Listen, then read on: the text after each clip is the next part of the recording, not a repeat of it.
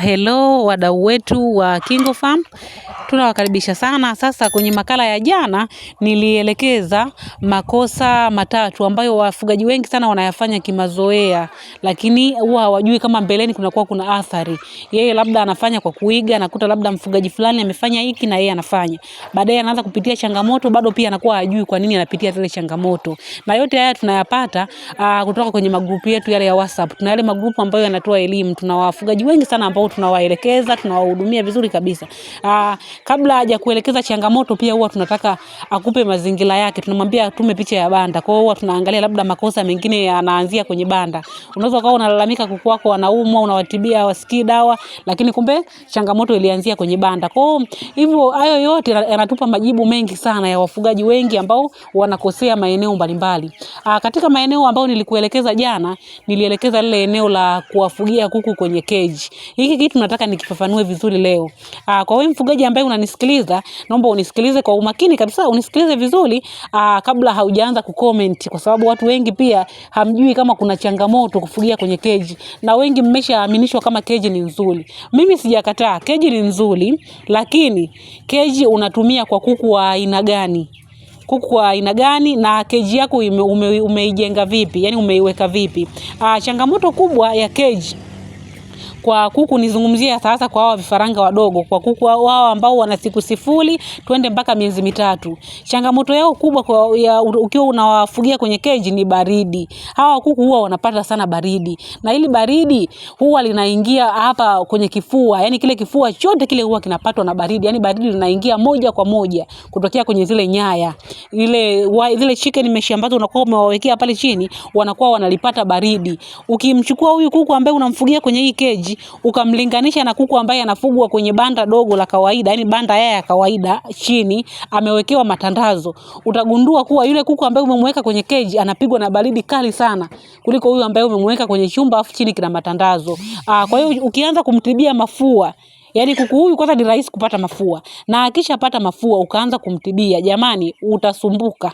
Utanunua dawa utamaliza, utasaga dawa za asili utamaliza, lakini mafua yatakuwa hayaponi. Haya yote tunayapata kutoka kwa wafugaji wetu.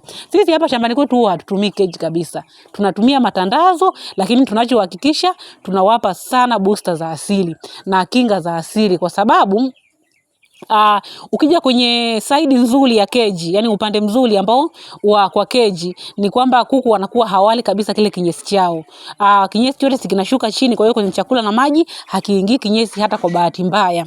Sasa ili kupambana na lile jambo, sisi kwenye maji yao ya kunywa ya kila siku ya hawa kuku tunawawekea kinga mbalimbali za asili, ambazo hata ikitokea kwa bahati mbaya amekula kile kinyesi, basi ile kinga iende ikamsaidie moja kwa moja. Kwa hiyo kama na wewe unakutana na hii changamoto, basi fanya hicho kitu. Kama wafugie kwenye banda lako la chini, lakini hakikisha kila siku unawapa kinga mbalimbali za asili. Na unawapa za asili kwa sababu zinafanya vizuri, lakini pia sababu nyingine zitakuwa zikupotezei wewe gharama.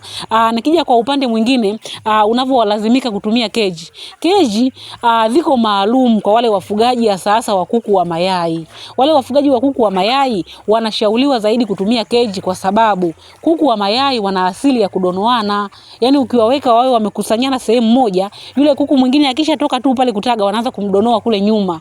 Ndio maana ukichunguza kuku wengi sana wa mayai wale pure layers unakuta wanakuja wakiwa wamekatwa midomo. Na kama waje wamekatwa midomo, basi wakishafikia stage fulani hivi ya kutaga, wafugaji waga wanawakata midomo. Kwa hiyo huwa wanawakata midomo kwa sababu ya hiyo tabia ya kudonoana. Yani hiyo ni asili yao au tabia yao ambayo layers, yani kwa hiyo ni ngumu sana kuepukika. Ndio maana waga wanawaweka kwenye keji.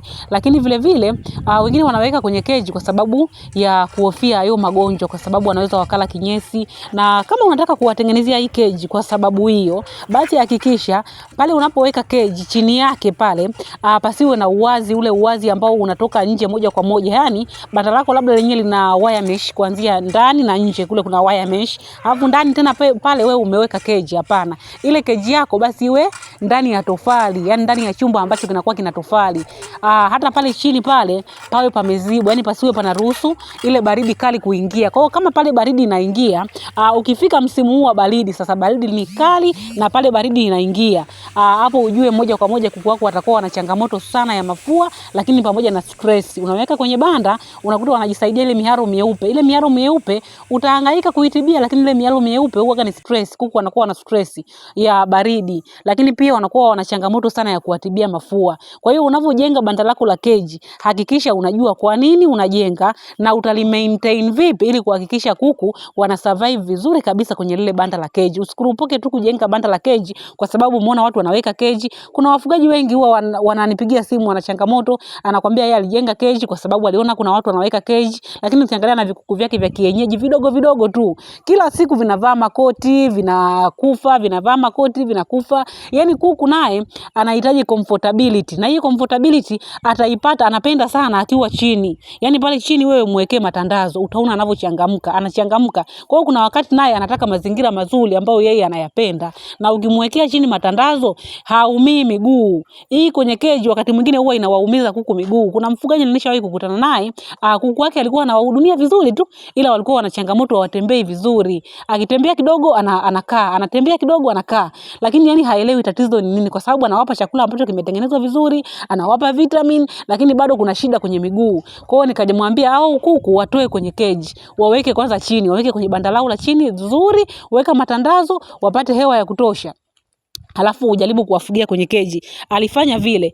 Alikuja kunipa mrejesho baada ya wiki 2 nadhani. Kuku wake walikuwa wanaendelea vizuri na walikuwa hawana tena ile changamoto ya miguu. Na pale akaniambia yeye haitaki tena keji. Kwa hiyo keji alizikataa kuanzia pale. Kwa hiyo hata wewe unapofuga kwenye keji, angalia unapitia changamoto gani, halafu jifunze kwa nini hiyo changamoto ipo kwenye keji. Kwa hiyo banda la keji lina uzuri wake, lakini pia lina changamoto zake. Kwa hiyo mfugaji ambaye kwa wafugaji hao wa kawaida ambaye unajitafuta, niseme ambaye labda bado hujajipata sana, sikushauri sana uweke kuku wako kwenye keji kwa sababu utaingia kwenye hasara kubwa. Lakini hata wewe unaweza ukawa una mtaji wako mzuri, unaweza pia kufugia chini, lakini hakikisha tu banda lako linakuwa safi, lina mzunguko mzuri wa hewa, chini pale umeweka matandazo ya kutosha, lakini vile vile unawapa na kinga za asili. Utakuwa unawapa kinga za asili ni kwa sababu ya ile inayoweza kutokea labda wamejisaidia wakadonoa kinyesi chao. Kwa hiyo hakikisha unawapa tu kinga za asili, kuku wako watakuwa vizuri kabisa. Hapa shambani sisi tuna miaka mingi hatuijui keji na kuku wetu hawana changamoto zozote. Ni kwa sababu tunazingatia vitu kama hivyo. Tunajua kuku wetu wapo katika hali hii, basi tunazingatia vitu kama hivyo vya kuwapa kinga za asili. Na kinga za asili uzuri wake hazina athari yoyote, zinaendelea kumboost kuku wako, zinamkinga na magonjwa mbalimbali na kuku wako anakuwa strong.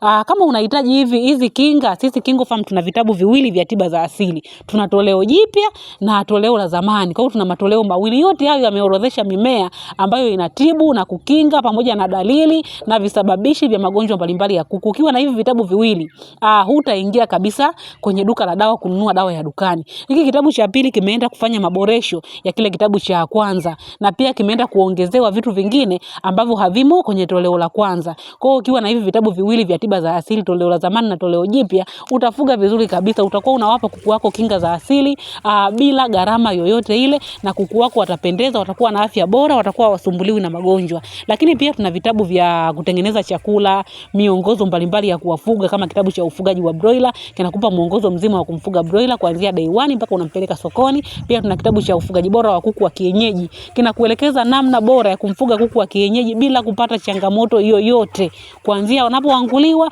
mpaka anakuwa kuku mkubwa. Kimeelekeza ufuate hatua gani. Ni hatua simple kabisa, lakini wafugaji wengi wanakuta wanapuuzia, maybe kwa sababu hawazijui. Kwa hiyo ukiwa na hiki kitabu utafuga kuku wako wa kienyeji kwa raha kabisa na utafurahia matunda ya kuku wa kienyeji. Lakini pia tuna kitabu cha safari ya ufugaji, kinakupa mwongozo mzima wa kumfuga chotara pamoja na layers. Pia tuna kile kitabu cha mwongozo maalum wa ufugaji kwa kutumia tiba za asili. Kama wewe ni mdau wa booster za asili, hiki kitabu kitakufaa sana kwa sababu kimekupa ratiba. Kama unamboost kuku wako watage sana, kuna ratiba yake maalum na formula ya chakula ya kumpa. Kama unamboost kuku wako wanenepe kwa ajili ya nyama, kina formula pamoja na ratiba ratiba ya kuwapa hizo booster kila siku na kuku wako wakawa na afya bora kabisa. Kila kitabu gharama yake ni shilingi 10,000 tu. Ukilipia tunakutumia soft copy ya kitabu kwa njia ya WhatsApp, lakini pia tuna kundi la mafunzo. Ada yake ni 8,000 tu kwa muda wa miezi 2. Ukijiunga na hili kundi utapata elimu ya uleaji wa vifaranga kwa kutumia tiba za asili au mimea mbalimbali. Tutakuonesha jinsi ambavyo sisi tunaitumia mimea hiyo kila siku kwa vikuku wetu kuanzia day 1 mpaka tunampeleka sokoni, na jinsi ambavyo yule kuku anapendeza na kunawiri tutakuonyesha. Lakini pia tunauza incubator nzuri za kisasa, tunatengeneza sisi wenyewe. Unalipa hela yako nusu, unaweka order, tunakutengenezea, tunakusafirishia, ila nauli unalipia wewe mwenyewe, na tunakusimamia kuanzia unaweka mayai mpaka unapata vifaranga. Incubator zetu ni nzuri na bei zetu ni affordable, huwezi kupata sehemu yoyote. Incubator nzuri za kisasa za chuma, sio kama zile za Mchina. Hizi ni za chuma, huwezi kupata kwa bei ambayo utaipata hapa kwetu sisi KingoFarm, na usimamizi ambao tutakupa mpaka kuhakikisha unafanikiwa zoezi zima la kutolesha mayai na unapata faida kubwa. Kama unahitaji huduma zetu, chukua namba kwenye video na utupigie au ututumie ujumbe.